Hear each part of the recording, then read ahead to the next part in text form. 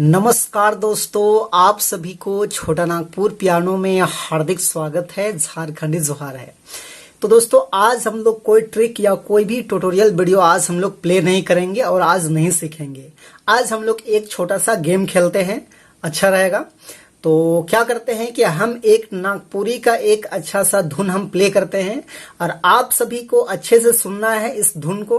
उसके बाद में कमेंट करके बताना है कि कौन से गाने का, कौन से गीत का ये धुन है, आपको कमेंट करके बताना है। तो आप लोग तैयार रहिए और वीडियो का एंजॉय कीजिए।